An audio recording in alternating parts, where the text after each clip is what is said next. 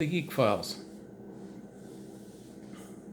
2026, March 8th.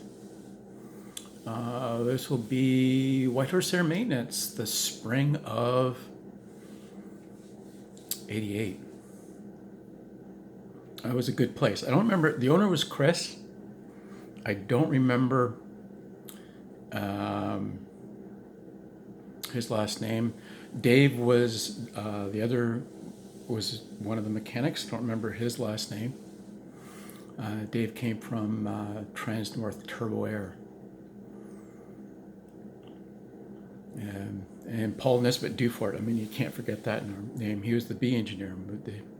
And so this place did a lot of, because Paul had his B license, they did a lot of the structural repairs. But it was mostly fart carts and like outfitters and prospector fart carts, malls and super cubs and things like that. There was one guy who had a part-time aviation company that was running up 185 on floats.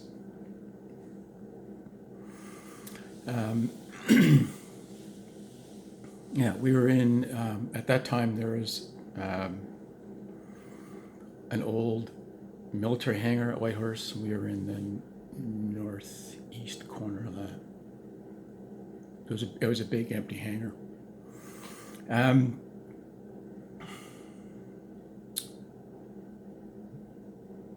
Yeah, a really great bunch of guys to work for. Chris was a bit squirrely. He was the owner, and I can understand that.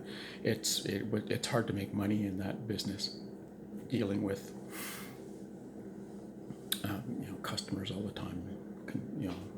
Why is this so much? Why is that so much? I only flew the aircraft 10 hours. Why do I have to spend this amount of money every year on that? And even though my airplane, it sits all winter.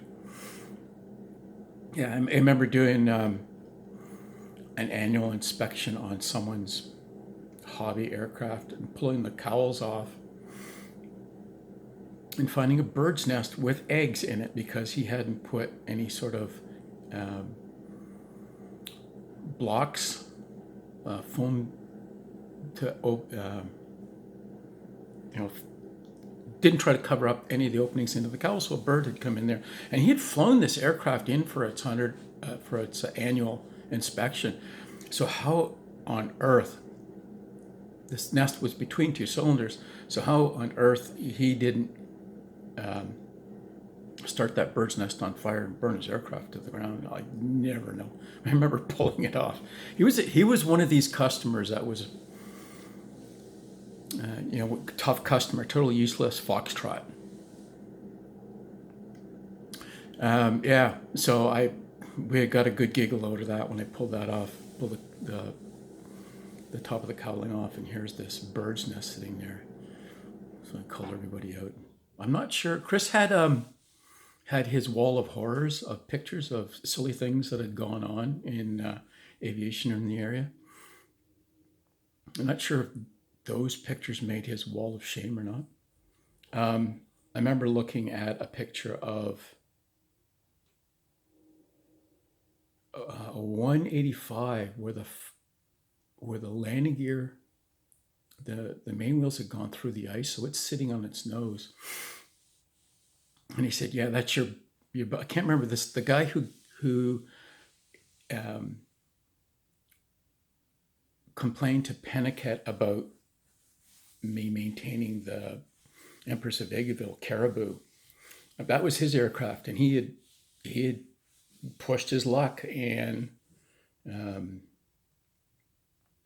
landing on it, and the ice had candled, and when he landed, the mains just dropped right through the ice, and he did get it off the ice, but then the rental truck he had from Avis or Hertz or whoever that he had driven out in the ice to help rescue this thing, it had started to go through the ice, so he got his airplane off and then called up the car rental agency, and yeah, it's about your truck. It's on such and such a lake. You better, its wheels have gone through the ice. You better go get it before it falls into the lake. Yeah, he was really was that kind of guy. Yeah, so there it was. I started my spring of '88. Started my time at Whitehorse Air Maintenance. I think I had bought my Smith airline torches. So these are Smith, which makes a bunch of welding stuff, made a specific set of oxyacetylene welding torches, specifically for the airline industry. And I'm pretty sure I already had that, and I was doing some welding. This was long before, TIG is really a thing now. But so this is long before people were really using TIG, because part of the thing on welding chrome moly is